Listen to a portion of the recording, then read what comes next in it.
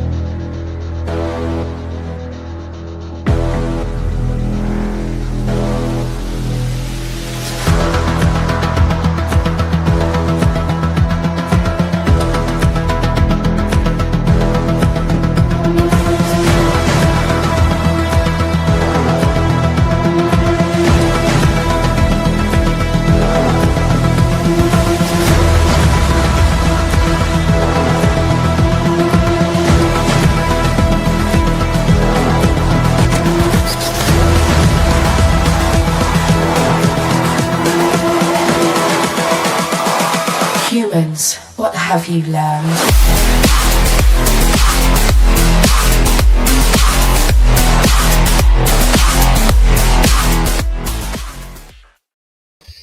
What is happening, Dolphin fans, and welcome to another episode of the Fins TailGate. Out of focus, El Capitan. Let's see if we can get the focus back. God, why does this happen so much to Capitan? There we go. I think we got it. All right, welcome to another episode of the Fins TailGate with your host, El Capitan. Tonight on the tailgate party that never seems to stop, we got a special guest in the building. Some of you guys might know, especially if you listen to the flagship station. I mean, listen, if you guys aren't listening to the flagship station, then what are you doing, right? You got to at least catch some of it. If you're not listening to WQAM, then how are you actually tapped into the city, to the reality, to what's really going on? We get caught up in social media and on these apps and all this stuff. But some of you guys distant and out and removed from the city, the boys at WQAM have been keeping us locked in, tapped in. And we got a special guest on here on the program, Alejandro Solana. What is happening, Solana? Thank you for making it. Appreciate you, my brother. This is very special. I busted out the purple suit for it and everything. Yeah, I see that, man. You're bringing the energy. The open's always fire. And, man, we are one sleep away from NFL football. Like, yeah, how could anybody, I love that you brought out the purple suit. How could anybody not be hyped up? I mean, this is it. This is it. We've been waiting all year for this. I mean, don't get me wrong. We got the extra early with what happened over the weekend, right? And that's actually where we're going to start this. But before we do, everybody hit the like button on the way in. Subscribe if you're new. If you're watching on X, Twitch, Twitter, wherever you're going, all that good stuff. Make sure you're coming over here to YouTube and checking it out and hitting the like button and subscribing. Let's get right into it. I got a whole bunch of stuff, Solana. Tons and tons of stuff. We'll go rapid fire this bad man pajama right here. let's start it off because week 1, Miami Dolphins coming.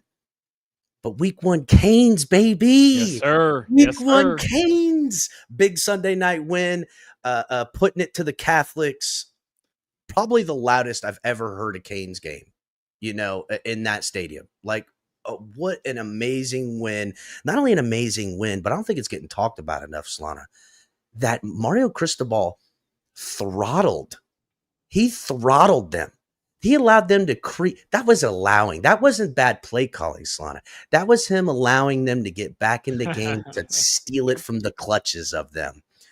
What do you got? Yeah, I mean, I like how you describe it. Definitely a little different than I would, because I'm not going to lie, man. Fourth quarter, you have a 10-point lead with about 6 and change left to go, and then 3 minutes of game clock later, it's a tie game. And I'm saying, Mario, don't do this to me again. Please don't do this to me again. But yeah, I think you're right about nationally, especially, people aren't talking about that victory enough. But here's why. I don't think it's, the Canes hate that we're used to. And I do subscribe to that. Like, people love to hate on Miami. It's real. As evidenced by the fact that we're watching lists of the Dolphins going 5-12. People are predicting the Dolphins to be one of the worst teams in the NFL. I saw a Tua ranking where he's the 28th best quarterback in the NFL. Like, listen, say whatever you want about this Dolphins team. I'm sure a lot of your listeners probably agree this isn't the best Dolphins team we've ever seen on paper, but they're not one of the worst teams in the NFL. And I don't think Tua, no matter how you feel about him, is the 28th best quarterback. But anyways, I thought the most impressive part about that win was the fact that all we heard for 6, 7, 8 months from these people in South Bend, Indiana, that nobody would be able to point to on a map, is how Notre Dame up front, they've got the big guys. They've got the guys who are born on corn, and they're going to come into Miami. They're going to dominate the trenches. They're going to win up front. They're going to have the most pocket integrity. I heard pocket integrity 35,000 times about a freshman quarterback, a true freshman in CJ Carr, a redshirt freshman, but a rookie essentially. And listen, man, Miami beat them at their own game. We talked with Joe Zagacki, the radio voice of the Hurricanes. He told us a week before the game, this is the most Mario roster we've ever seen. And he wasn't necessarily saying that it's the best roster, even though I think it is, but it's the most Mario in the sense of the guys he had at Oregon maybe couldn't win the big game, but those dudes were big time, right? Like, up front in the trenches, that's where they dominated. And the Hurricanes took it to Notre Dame. They beat them at their own game. That's Mario's game.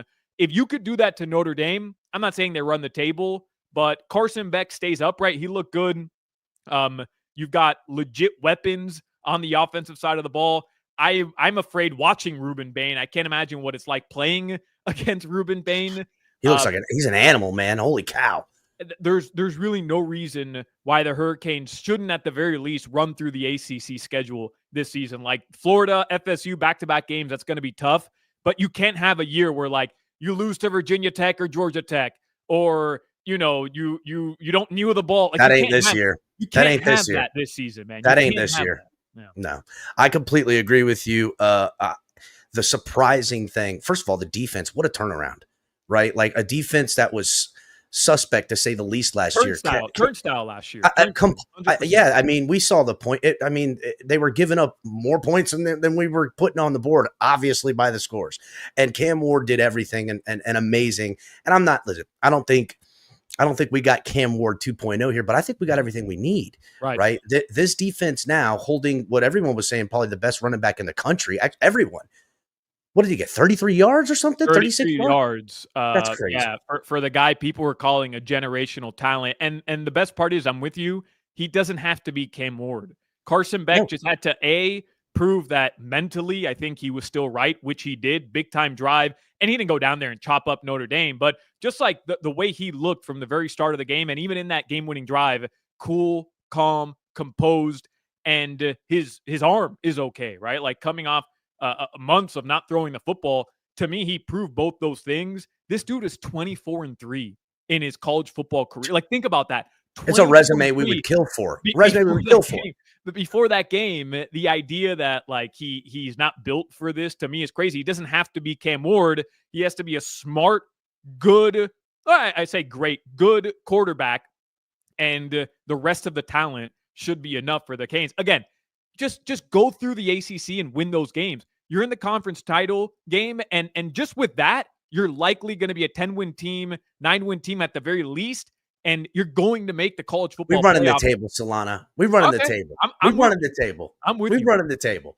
None of this 9-win nonsense. We're running the table. Right, once we climb over Florida and FSU, everyone looks up at Miami. Watch it. In a couple weeks and a month from now, we're going to, 5 weeks, I think is exactly what it is. But when it all is said and done, everyone's going to be looking up at the Canes and being like, dang, what happened? And you know what? Shout out to what he did, Beck, because there was a lot about his heart in the game. That was what was coming out of Georgia, and everything about how, leader, all this stuff. He seems like a guy after that game that the team believes in, that everyone believes in, and he's really embodied what I think is probably more of what Miami has always been successful as a school. And that's the archetype of the quarterback that really manage the game, take the deep shots when you have the coverage on your one-on-one matchups, run game, meaner than everybody. Right. That is Miami Hurricanes football, and the defense to go with it. That's what was the disappointing thing last year. Miami was always identified with their defense, and that was not a Miami defense. And now they're ranked 1, 2, 3, 4, 5, 5th. They're ranked 5th in the AP poll and 7th in the coaches poll, which I think that's pretty fair, right? We got Ohio up there. We got a couple of the other big Penn State, some of the big boys, obviously, but ranked right over Oregon, who's at 6th. I think that's right where they need to be. Yeah, I mean, they climbed up. It helps when Clemson loses. Texas looks, pretty terrible. And obviously Alabama loses in a big way to FSU. The only time I've ever been happy to see an FSU victory. That helps too when you get a little bit of help from other teams ahead of you that end up losing. But man, just it's a good feeling when football's meaningful in Miami. And I'm hoping we get that with the Fins, but it seems like we're going to get that definitely with the Hurricanes this year. It's at least we're going to lean on that at something. Let's pivot to the Fins before we get into what you kind of touched on a little bit, which is one of the topics, the disrespect we're seeing in the mainstream media. Before we get onto that, did you hear the news about Darren Waller? Yeah, didn't practice today, was going through just reps, right? Like practice reps or mental reps, whatever they're calling it in Miami Gardens, like a walkthrough today. Is that the news that we're talking? Did I miss something? Well, I just got off the air. So that's the top news. Well, just an hour and a half or so ago, Omar Kelly said, and he tweeted this, that it's an injured hip, that he has a hip injury he's been nursing. And I mean, don't know if that showed up on an injury report. I know that Mike McDaniel and they released that he wasn't practicing in full practice and that he said it was a load management thing. But if this is a hip thing, right? Like, first of all, what happened in the off season that he's injuring this hip? I mean, is he dancing for these music videos? Is he having a little bit too much fun with the ladies? What's going on here? Well, I mean, this dude wasn't playing football until like 4 months. Like in his mind, he wasn't playing football until 4 months ago, or less. Honestly, here's the thing with Darren Waller. I didn't understand the idea that they're slow playing him to come back. I understand, right? You want him to get through training camp. You want him to be healthy. You want him to kind of just like go through the routine that a football player would go through training camp, especially after not having played a season ago. But this idea that he wasn't going to get reps in preseason games, and then Mike McDaniel's talking about how they don't want to just throw him out there in the preseason. So the alternative is week 1. Like that's when they're going to throw him out there.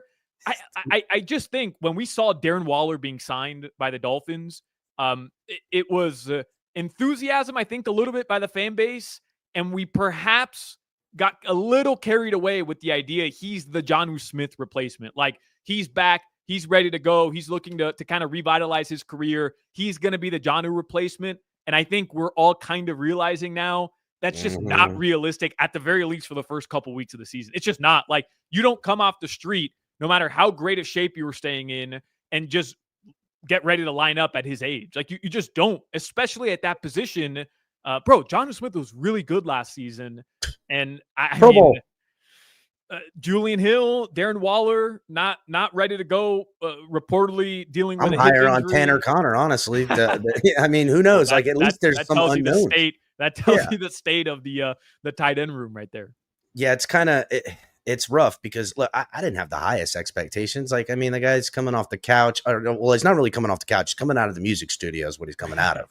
Right. And, we know he's dynamic. He had that great year. We know that he got burnt out in New York. And we see this from a lot of players. Players get burnt out in New York. Obviously, it's a terrible place, where it's our enemy. Not maybe, as far as the media goes, it's just so over demanding for people.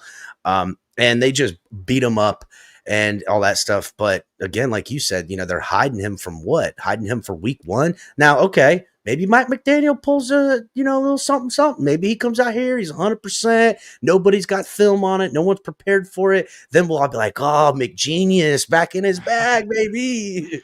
Right. So, yeah. And it's funny because at the end of the day, like this season isn't going to be won or lost because of Darren Waller. So like maybe we're all overreacting a little bit, but I do think, it's an important position.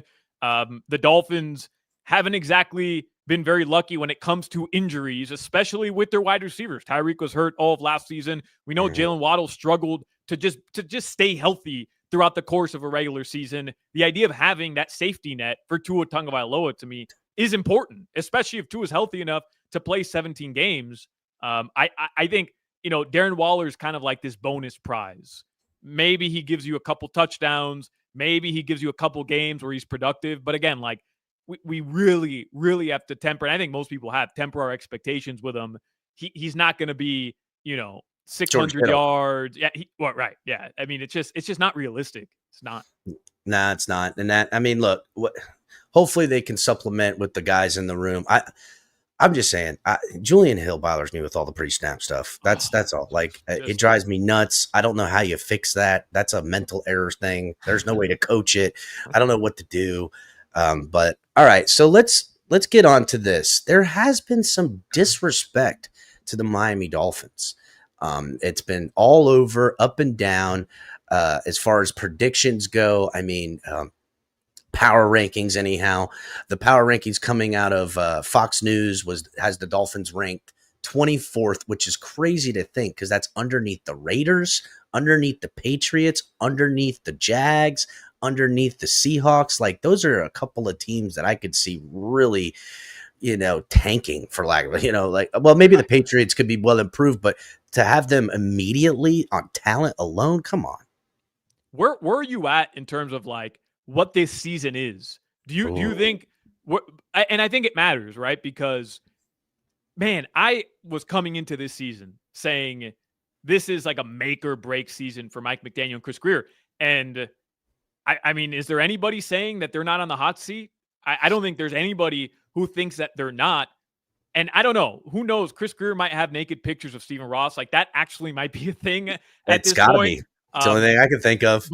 But if you think the Dolphins were kind of in a reset, right? Like just a bit of a reset, then maybe those rankings aren't as disrespectful as we think. But I still think at the end of the day, the idea that this team, because man, there's a lot of people. We're our affiliate, WQAM's affiliate is Odyssey. It's the parent company. And we have affiliations with like BetMGM Network and Infinity Sports Network. So whenever these national shows do Dolphins talk, they collab their Instagram posts with our Instagram. And, anybody who's out there wants to go see some of these posts, you'll see it says MGM Network.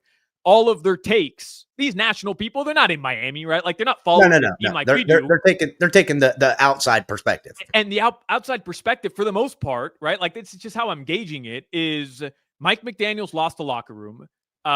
It's that Tyreek Hill and Mike McDaniel and Tua Tagovailoa, like there's a culture issue within the Miami Dolphins and it's pretty much donezo.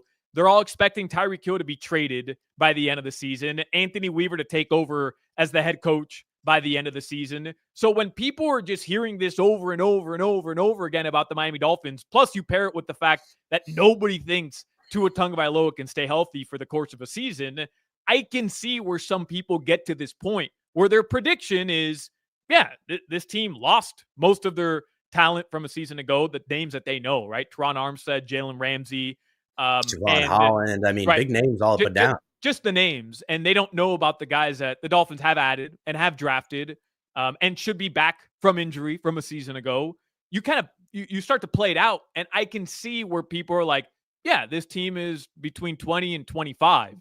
But I still think they're top heavy.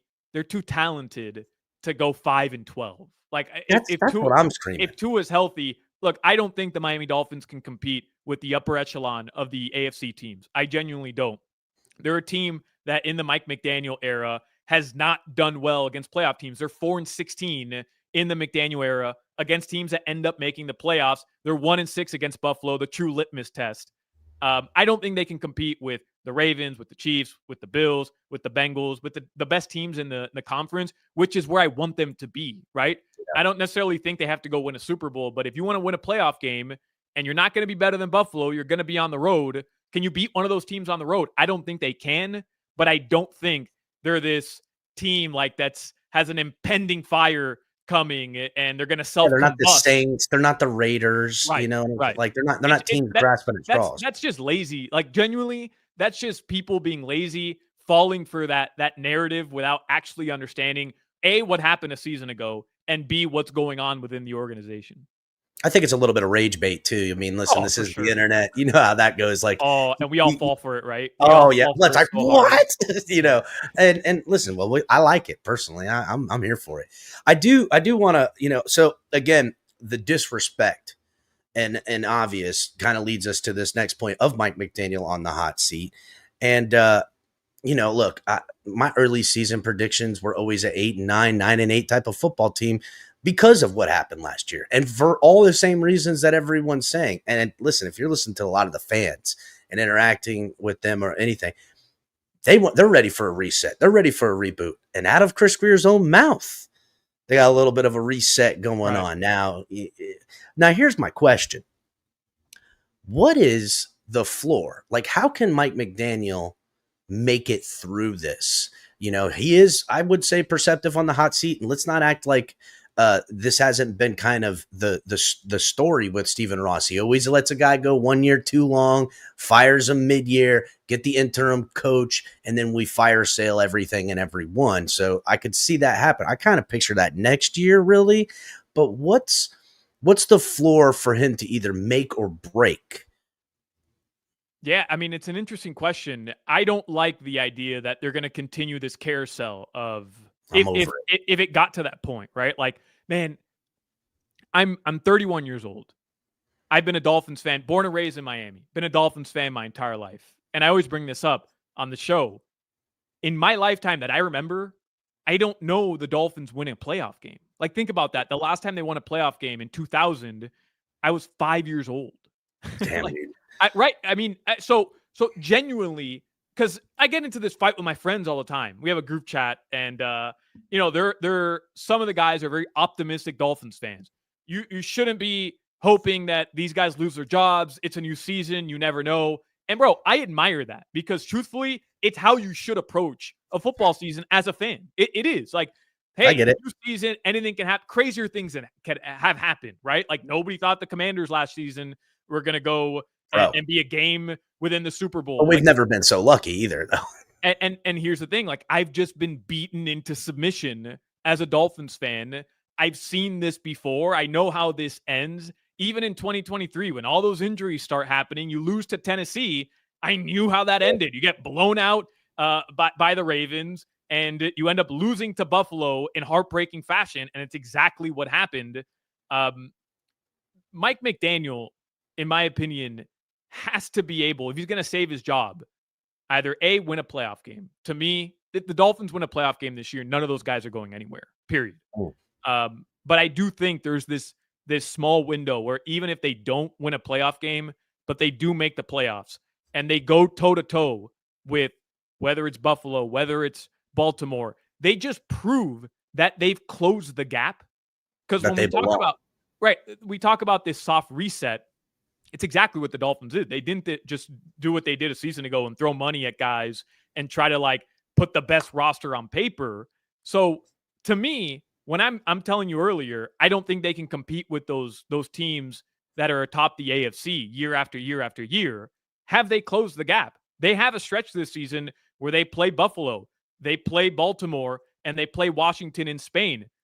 Go go 2-1 in that stretch, win 10 games, win 11 games. Even if you don't win the division, beat some of these playoff teams, prove that you do belong. And if you go to Kansas City in the wild card round and you lose, well, you lost to Patrick Mahomes, but you were more competitive than you were in that 27-7 or whatever it was, 23-7 loss. Was terrible. Where they just like Tyreek Hill just outruns a receiver, awful throw by Tua, and the Dolphins end up scoring a lucky touchdown, but they could not do a single thing the entire game. They didn't look like they belonged. So I'm not telling you I want that to happen. I want this team to go win a playoff game. Genuinely, I do. Just for my mental health. I need a playoff win. I need it. I need the trash talk. I do think that as Dolphins fans, just speaking rationally, knowing who our owner is, knowing the long leash clearly he's given this regime led by Chris Grier, don't just say playoff win or everybody's fired, because I do think that if you set your expectations there, you're probably likely going to be disappointed. Yeah, I can agree with that. I also wonder with, everybody knows, it's no secret, Tua's health is priority concern number one, because we've seen him go down. We see what this team looks like without him. Now, I would say that he could also meet the benchmark if Tua goes down, say week 6, and they're 3-3, and somehow they end the season 9 wins, whether they make the playoffs or not, eke out a couple of decent wins. The team never quits on him. And then I wonder if it leaves open this other door, this other question I have. Is there a world in which there is a Miami Dolphins team led by Mike McDaniel where they have moved off of Tua Tagovailoa? No, I don't think there is. I don't think there's a world where that exists. I think he was brought here to kind of untap Tua, and he did, by the way. Say what you want about McDaniel. I'm as frustrated as anybody about the Dolphins not competing at the highest level. I'm as frustrated in year 7 of the Chris Grier rebuild. Through the tear down and rebuild. We're in 7 right now. Through 2 hand-picked, hand-selected head coaches, hand-picked quarterback. I'm as frustrated as anybody at no true results from that experiment. But I don't think there's any doubt that you look at the Tua Tagovailoa that Brian Flores led as head coach, and you look at Mike McDaniel, and you can't argue that he didn't untap Tua. I mean, I do think Tua Tagovailoa, when healthy, is a very good quarterback. Can he win you a Super Bowl? I don't know. I don't think I've seen enough to say that he can, but I do think he's good enough to win you playoff games. I genuinely do. But I don't think there's a world where the Miami Dolphins have Tua on their roster or not on their roster. Excuse me. I don't think there's a world where they don't have Tua on their roster, but Mike McDaniel's still the head coach, because to me, that doesn't make sense. Like, this is your core. This is what they believe to be their window right now. Tyreek Hill. This is the roster that they built. Tua Tagovailoa under center, throwing the ball to Tyreek Hill, and Mike McDaniel at the head of the entire experiment.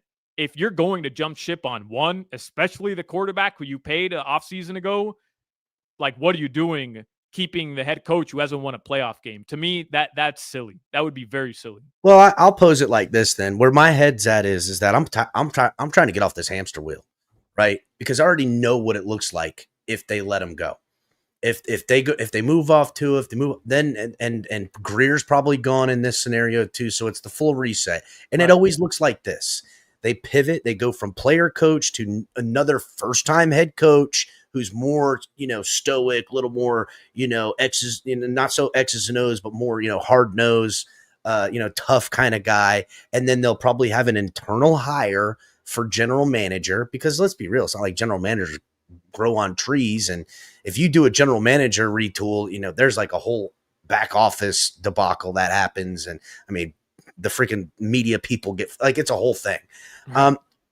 I'm just tired of it, right? It seems like every 7-8 years, it's the cleansing period. Like, we're right on that precipice where this is the what the mainstream media is predicting. They're firing Mike McDaniel. They have a fire sale on their talent. Tua is cut, and everybody's cleansed out. But really, does anything change? And because now here we are, we're going to ask a new guy with no experience at the head coaching position with a new GM that maybe he didn't pick this guy, this weird dynamic. Like, I'm over it. I would rather see these guys get another chance, and I know I'm in the minority with this, but I would rather see us stay the course. I know Mike McDaniel can coach. I don't know if he's the leader of men that I would prefer. Actually, I would say he's not, but I know the guy can put the hell of a game plan. His coaching staff, has been great. He's had some miscues here and there on the defense, but Weaver's a knockout of the park. The defense looks pretty good, and him and Mike McDaniel, or him and Chris Greer's done a great job giving good groceries, good talent, I would say, and manipulating the cap and moving things around. I would rather see those guys tear it down, keep the cornerstones, and get another chance to go out a new quarterback, because that would be the only thing different in the last 40 years. Really, it would be the only thing different since Jimmy Johnson. It's been every first-time head coach. I mean, I was a little kid when Jimmy Johnson. Like, I'm a little older than you. I did see playoff games, but dude, I mean, right now it feels like it was a distant memory. Like, what are we talking about? Yeah, I mean, I look, I get where you're coming from. So you're just not a big Tua guy, then, right? Like, is that? I'm not. I don't believe in it. I was out on Tua 2 years ago, bro. I just felt personally that my brother-in-law really said, he goes, the guy can win you football. He has a hell of good tools, but he doesn't have any of the intangibles you're going to need for special play, along coupled with the fact that he gets injured. Like, if he was one of these guys that was always if he was Brock Purdy healthy, we would get those type of results, but we're not. The injury is just too much. I'm with you. I take the Dolphins out of it, right? Just remove the Dolphins. If I told you, hey, every season you're going into your NFL season not knowing if your quarterback is going to have to miss 4 weeks because of head injuries, it's not a situation I want to be in. Like, remove Tua and remove the fact that he's polarizing in Miami. You either love him or you hate him. Remove that. I'm with you there, but I do think Tua I genuinely do believe Tua is a talented quarterback when healthy, given the right system and given the right weapons. I think the Dolphins have it. But let me present to you a different argument, because I get where you're coming from in terms of, you hate the carousel of firing the GM, keeping the head coach. Like, I understand where you're coming from, but again, remove the Dolphins out of it. Let me present to you a picture here. You hire a general manager, or in this case, you promote somebody to be general manager, somebody who's been in your organization for years. You allow him to tank a full season to go get his quarterback. So the team tanks.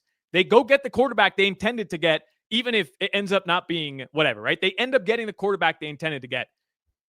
He goes through 7 seasons without winning a playoff game, and you now are going to move on from the quarterback he drafted, but give him an 8th season to go and kind of do another rebuild, which would be his 3rd rebuild. If I told you that about any team, about any general manager, about any ownership group, about any organization in sports, specifically, if we played it out, you'd say, no, that's crazy.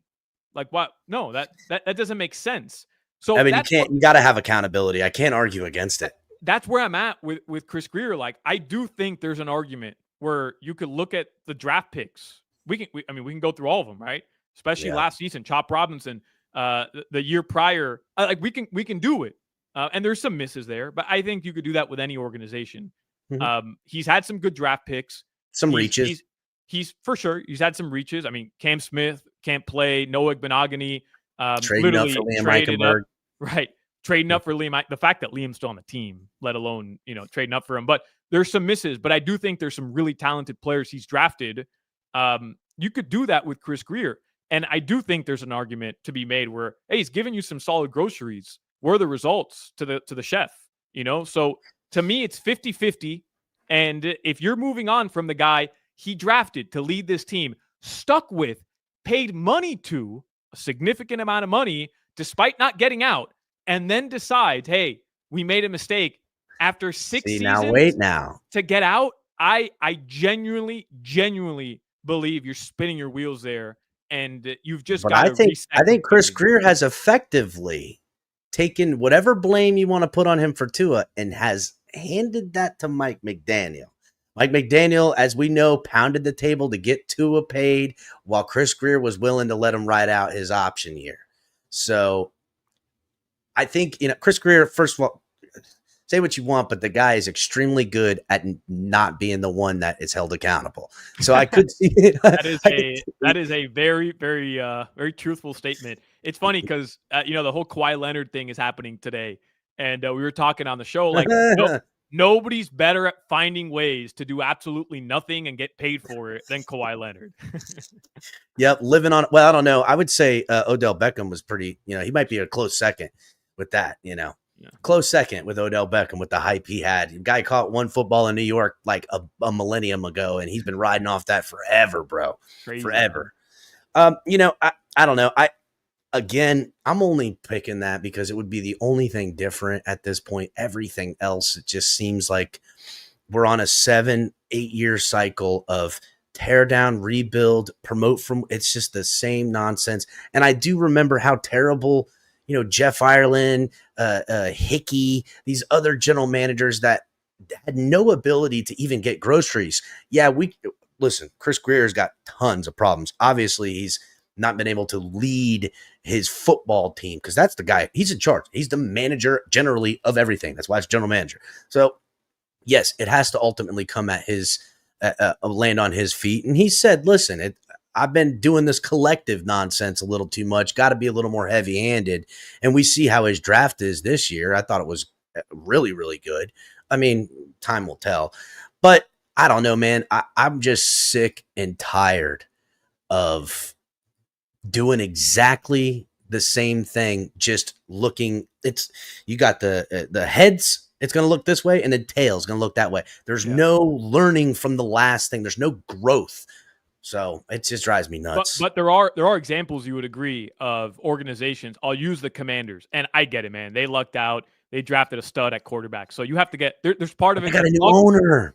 But they did get a new owner. But I do think there's examples around the league where you literally can look at a situation and say they cleaned house, and within a season or two, they're at the very least in a better spot. The Detroit Lions to me are a perfect example, man. And not because it's Dan Campbell and he could have been our head coach.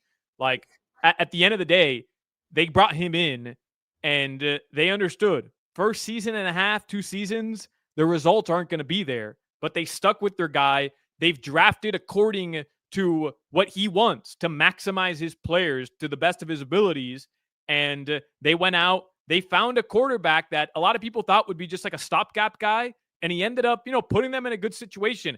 I'm not saying Lions is best case scenario, but wouldn't you rather have the success the Lions have had the last 2-3 seasons? Oh my God, I would do anything for that type of success. I would do anything. Right, and what we've seen in Miami for 25 years. Like, to me, I get what you're saying. I hate the carousel. I don't want to jump on the carousel anymore, but you can't keep spinning your wheels with this regime who's shown zero ability to, at the very least, put you in a close situation to compete with the best teams at a certain point. Stephen Ross, let's face it, man, this might be a little morbid. Dude's up there in age. He doesn't have a lot of time. If he truly wants to put a winner together, he's probably got one more shot if the Dolphins don't have success this season at rebuilding the entire franchise. I don't know if you can convince. Does he really want a winner, though? I'm just saying, this guy has literally done the same thing. The only thing that's been winning is the stock of Miami and the money he's making. I'm just saying,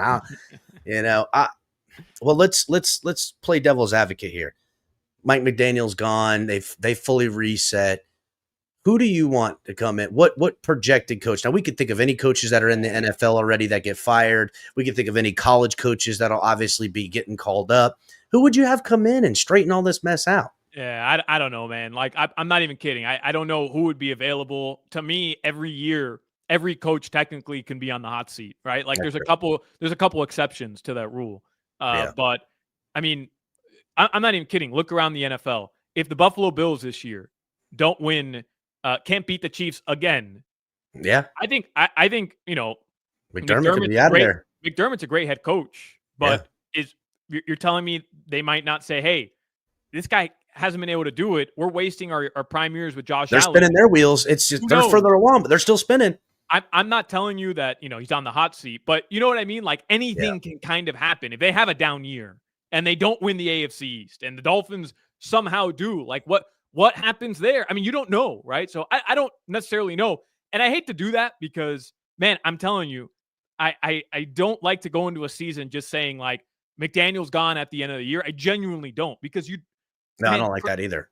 Crazier things have happened, especially with teams with way less talent. And I get the odds are stacked against the Dolphins. Those teams with way less talent probably didn't have to go up against Patrick Mahomes, Josh Allen, Lamar Jackson, Joe Burrow. Like, I get it. Okay. Don't come for me with your Tua and Dolphins hate. But I also think, you do have to give the team a chance to prove us wrong. I genuinely believe that. Yeah, I hear that. I think of the name Mike Tomlin that gets thrown around because he was on the hot seat and they say that stuff.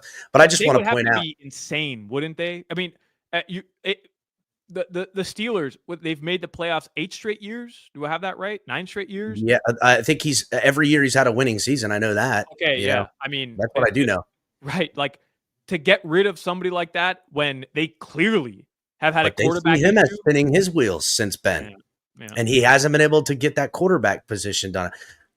Well, if you want a name, since you asked me for a name, if Mike Tomlin is available, I mean, I would want Stephen Ross on the phone the second he becomes available and give him as much money as possible immediately, because you want the complete opposite of Mike McDaniel in Miami. That's Mike Tomlin in Pittsburgh. I would like Mike Tomlin personally, but I also, now this is a tidbit, and you might want to save this one because you're going to hear this, Mike Tomlin. There has never been a head coach that's won a Super Bowl with a team in the NFL and went to another team and won a Super Bowl. Never in the history. And so, again, being a Dolphins fan, we're not lucky when it comes to this stuff. It would be so Dolphins that we get Mike Tomlin and it's just the same old around here. Damn, you throw on the purple suit and then I'll be telling everybody. You throw this research at me, man. That's good. Well, I just figured a little tidbit for you.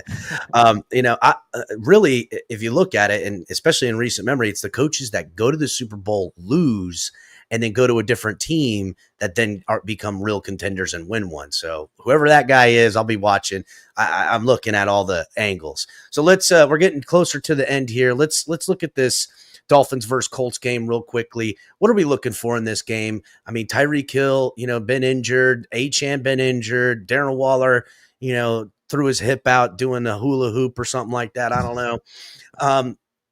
Tua, I think Tua will be fine. I think all that stuff, but young defensive line, some changes. That secondary got a lot of question marks. I mean, what are we looking for? I'm looking for the offense to look in rhythm. Is Tua Tagovailoa and Tyreek Hill, like, are they on the same page? Even game 1, he hasn't thrown the ball to Tyreek Hill. Tyreek's on the injury report. I think he's going to end up playing. But listen, man, the stats speak for themselves when you look at the Dolphins' record when Tyreek Hill has 100 or more yards in a game. They're 11-0. And I know that. I use that stat so much. But so much. I think, we talk about McDaniel. You said you think he's a great head coach. To me, he is when there's explosiveness to his offense. This isn't, I'm not the first one to say this. He's a great play designer.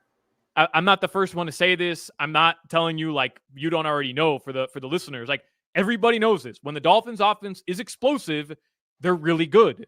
But I do think they have to add that extra dimension to their offense. When the explosive plays are taken away, then what? What's plan B?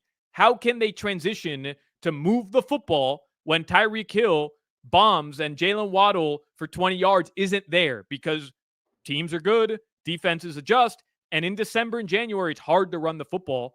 I want to see them be able to move the ball on the ground consistently.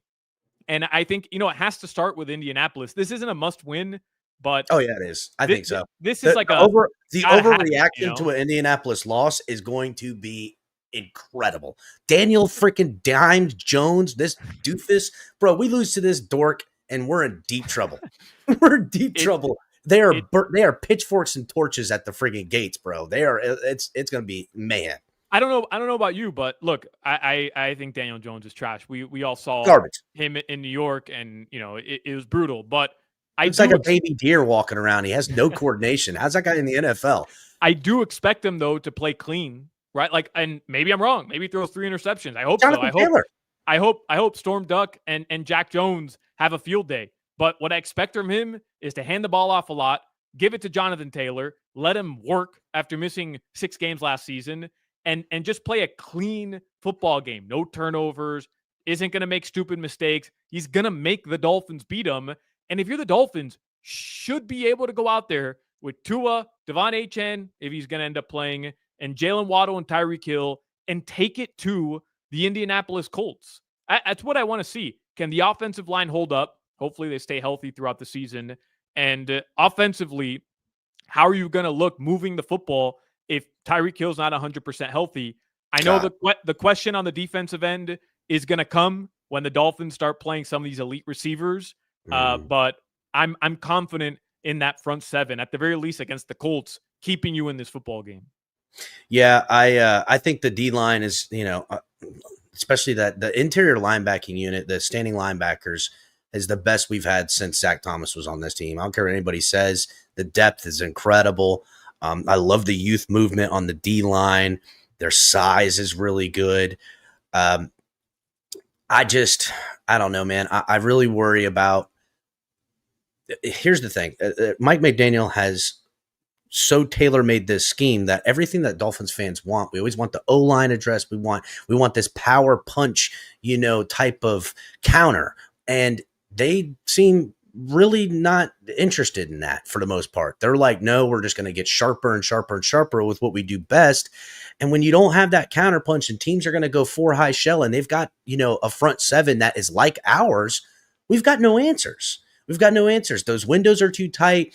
Tua can't sit back there for longer than, 2.8 seconds, and then it's cooked. And plus, this scheme demands these offensive linemen to get upfield on these, these screen passes and all this stuff where you're asking these guys that are 300 plus pounds to be running all out in free space, which is not a problem, but you're asking them it all the time.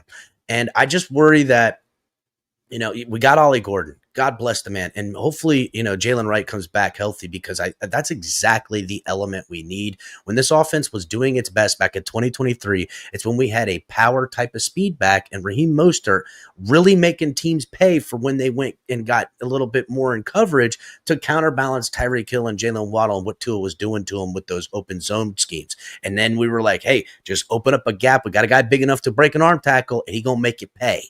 So hopefully that's what we're going to see. Hopefully that's what comes. I think week 1, I think we're going to see a bit of it week 1. Can they sharpen it to actually then implement that against the Bills, the Bengals, these types of teams? That's the question. Yeah, I'm with you. And look, I mean, last season I was expecting that against Jacksonville. I was expecting the Dolphins to move the ball. I was expecting 2023 against Jacksonville, early part of 2023, and it didn't happen. Now, maybe the fact that your wide receiver was detained outside the stadium right before kickoff had something to do with it. I mean, that's a pretty like fair excuse. Hopefully, I know how the Dolphins travel, and there's going to be a bus outside the team hotel in Indianapolis. They're going to make sure Tyreek Hill's on that bus. Somebody's going to make sure Tyreek Hill's on that bus and he gets to the stadium safely. That has to be priority number 1, leaving that hotel. But I mean, if Javon Holland doesn't force that fumble last season late in the game, you lose to Jacksonville at home to start the season. The offense didn't look in rhythm outside of the one pass to Tyreek Hill, which was a great play, great route by Tyreek. There was just no explosiveness to that offense. And then you were down 2 touchdowns before Tua ends up going down week 2. You can't have that slow start this season. To me, 2-0 with the win against Indy and then beating the Patriots at home, to me, that is huge, because it gives you a cushion to go figure out whatever you need to figure out against Buffalo. And then you have 3 games after that are very winnable. You want to know how Mike McDaniel saves his job? Starting 4-5-1, giving himself some flexibility if, you do deal with injury later on in the season. Yeah, I've always said it's the race to 12 games for Miami, and that's not just with Mike McDaniel, because you got to win the division. You make the cold teams come down south rather than the south team go up north and play in the cold, and it's just that's really the pathway for Miami to be not just successful but really make some noise in the playoffs. 11, I always say race to 12, but if you can race to 10 wins in the first 12 weeks, you're well on your way. And I get it. That's a high ask, right? But teams do it. I mean, how many times we see the Patriots back in the day got it sewed up by week 13. They own the East. And now they're just possible, like, oh, can I be number one? If the Dolphins are at the very least the team that we expect them to be, 9-8, right? 9-8, 8-9. It's possible early on. Like this is not that difficult of a schedule early. It gets tough at the end, but I still believe the Dolphins, healthy, can compete with all the teams that they're going to see outside of Buffalo and Baltimore, and maybe Washington. We'll see how they are this season. Everybody else Washington's going to take a step back. I think that's the team that takes a step back. It's always a team that kind of takes. I don't know. I really love Daniels. I picked him when he was coming out in the draft. I was like, this kid is it. He's the next thing. So let's get to it. Predictions for Dolphins versus Colts week 1. What do you have for your official Fins TailGate prediction on week 1? I'll give you my unofficial one. Here's what I need to happen. I've had this insane ongoing debate since Jason Sanders goes down.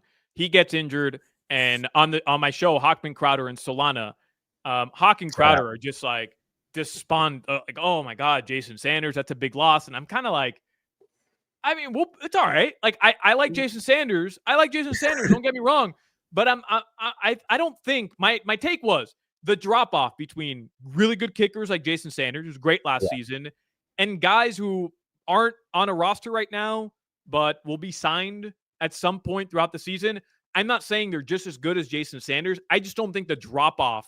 Yeah, the gap isn't so far. That NFL kicker versus to a great kicker like Jason Sanders. Yeah, the gap ain't that far. I don't know. I don't know if you're trolling me or not, but no, I agree with you. I do. Yeah, those guys can crank 55 yarders all day. I mean, maybe they're not as consistent from 50 plus. I give anybody that, but man, like Riley Patterson should be able to step in, hit his PATs, and hit 20, 30, and I think 40-yard like a 45-yarder. He should be able to connect, right? Anybody's doing that. Look at the Hurricanes kicker, the kid from FAU, boy, who was shaky coming here. Stepped up, hit a 47-yarder with all the pressure in the world on him. These guys are doing that. It's the greatest era for NFL kickers. Yeah, maybe even college football kickers we've ever seen. So my unofficial prediction is Riley Patterson 52-yard field goal to win. But I do think the Dolphins. I do think the Dolphins. I need that, by the way. Like I literally. What do you got to bet on that or something? You gotta. But I will literally never live that. I will never let them live that down. But on the flip side, if Riley Patterson does miss a field goal and the Dolphins lose because of it, I probably am going to have to take like a month off of work because yeah. Let it die down. Wait till Jason Sanders comes back. I genuinely think the Dolphins are better than Indianapolis. I have high hopes in this game specifically for Tua to look cool, composed in the pocket, look like he's kind of picking up from last season when he was healthy. And I just think they're a flat out more talented team than Indianapolis. So I do think they're going to end up winning this game, hopefully by touchdown. Yeah, it's funny because as little faith as I have in Tua's health, I have zero concern about him being not good in this game. Like I think he's going to be lights out. It's so that's the thing I can't stand, about it. It's like, all right, give me an answer one way or the other. I have the Dolphins actually beating them by a little bit. I think it's going to be like 17-27. I think the Dolphins take them by over a touchdown. I have no faith in Danny Dimes. The guy is terrible. I think with this defensive front that, they're not going to be able to have their running game do what they need to do. And I think Miami's offense is going to put pressure on them. I think the field goal kicker does get a kick. I don't think it's the game-winning kick, but I think it'll be that cheddar on top at some point to put the game away, in which case you can tell Hawk and Crowder all day, be like, listen, he didn't even need it, but we had to flex on you. That's all it was. They had to flex on you. We didn't need it, but we did it anyhow. That's what we're gonna do. That's what we're gonna do. I need a Riley Patterson, clean game. I'm desperately looking for a clean game. I've never focused on kicking as much over the past 2 weeks since that argument. Really put it, really leaning in hard on the Riley Patterson against the boys. Hey, whatever. It's part of the game. Everybody, make sure everyone has hit the like button, subscribe. Make sure you guys are going and following Solana at Alex M. Solana on X.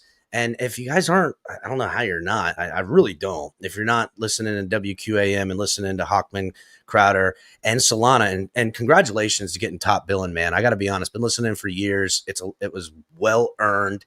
You've been more than just a contributor, but you're part of the program, as Hawk would say. Oh. And man, I'm happy for you, man. I really was. When they announced it, I was like, man, that is so great, dude. Congratulations to you, man. That's awesome. Thanks, man. I just keep fooling them, I keep fooling them. Yep, just fake it till you make it, baby. Fake it till you make it. Yes, sir. I appreciate you coming through, Solana. I'll be in touch, man. We got to do this again. I had a great time, man. Well, this was awesome, Anytime, man. Genuinely, anytime. I think, there's a large section of the fan base that does really great work, and I include you in that list of covering this team and genuinely just making it through the season as struggling Dolphins fans need an outlet.